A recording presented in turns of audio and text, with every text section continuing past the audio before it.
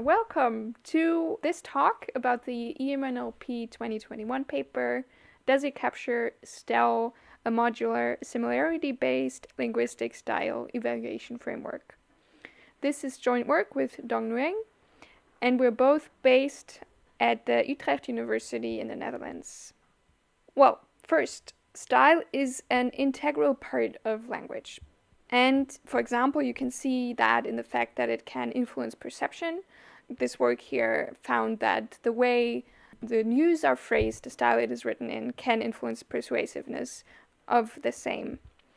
Then it is also relevant for natural language understanding and natural language generation. Imagine, for example, you're using a machine translation system to translate a song, and you might want to keep the original way this was written in and not just translate the content. On the other hand, there's not really a general evaluation benchmark for style measures like we, for example, have for natural language understanding or semantic similarity tasks. What we do have is something that maybe comes close to it. So we have tasks in authorship attribution or authorship verification where models can perform pretty well already.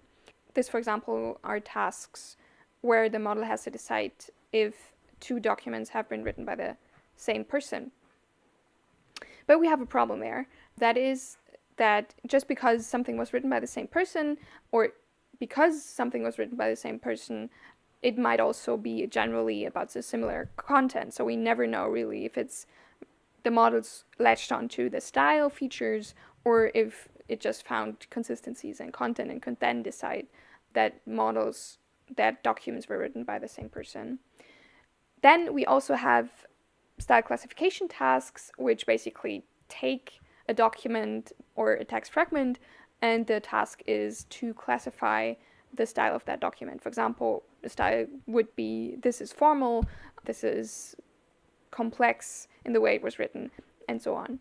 But this is rather task specific, right? Because you need a model that can classify in the first place, so that can say out of a given set of style labels, this is the label the text has with respect to style, which might be different from other models that use style features but are not able to actually label the style we're talking about. And those two already make up two of the main difficulties in style measurement evaluation. Another one that might be pretty obvious as well is that style has had multiple definitions. So one might define style as being purely aesthetic as opposed to being functional, right? And others might say style is everything with respect to language variation.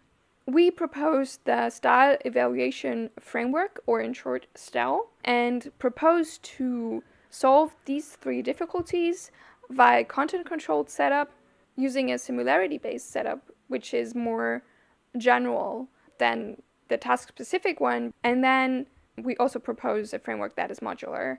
So this really means that the framework can be adapted and changed depending on your understanding of style. But what is STEL then? STEL consists of tasks of this form here. So we have 4 sentences, 2 anchor sentences, and 2 sentences. And the question is whether the anchor and the sentences match. Okay, but before we get to that, let's first look at this example a bit closer. Okay, so the anchor consists of 2 sentences. The first one here reads, "Are you one of them or something?" And the second one reads, "Are you one of their fans?" Which we consider to be paraphrases. And the second sentence pair here reads, "Oh, and also that young physician got an unflattering haircut," and "Oh yeah, that young doctor got a bad haircut," which is also paraphrases. The fact that those two are paraphrases makes the task content controlled. Okay, but back to the task itself. How can we say whether S and A match?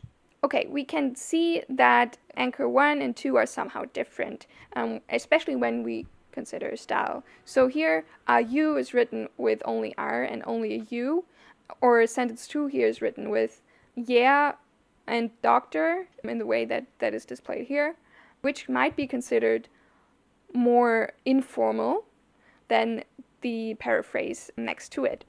When I now say, well, do S&A match, you might say no, because anchor 1 is written in a more informal way and sentence 2 is written in a more informal way, but they don't match in the sense that the sentence could be reordered to both first sentences displaying a more informal style.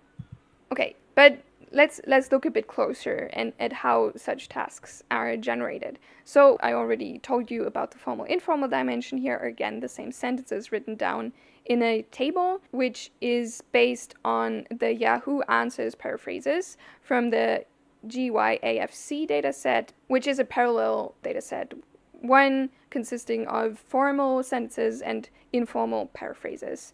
So it's not only the 4 sentences you see here, but of course a lot more.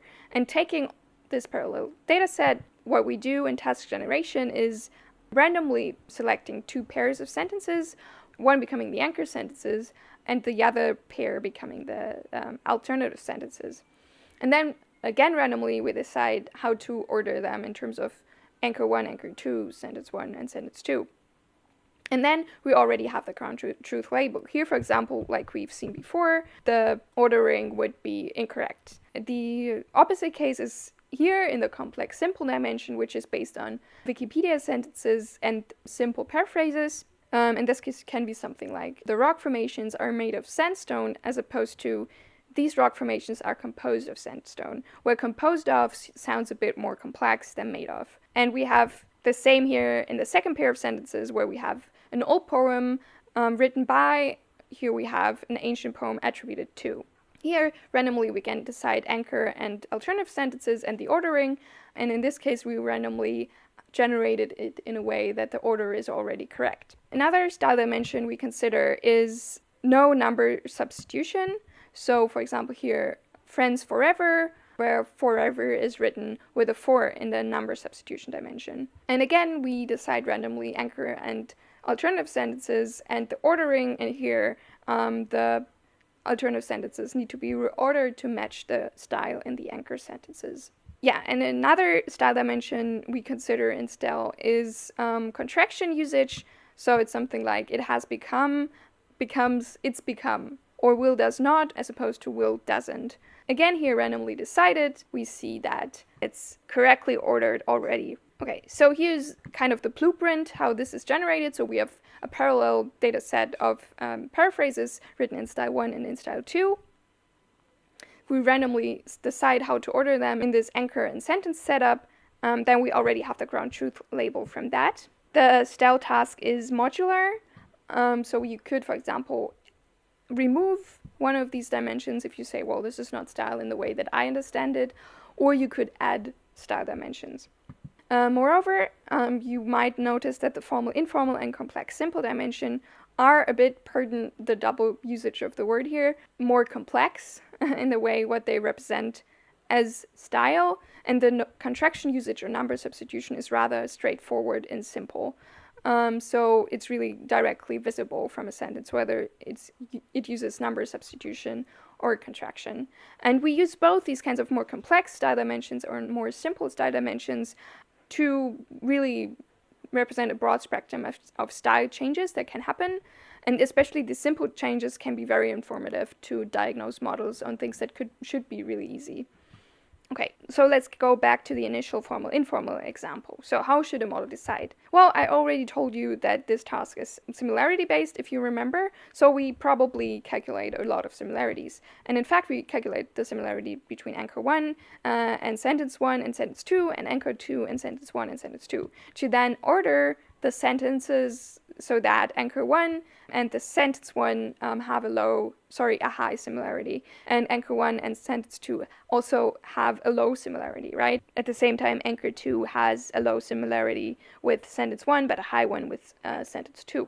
And this makes the model evaluation, or the framework here, as we call it, similarity-based.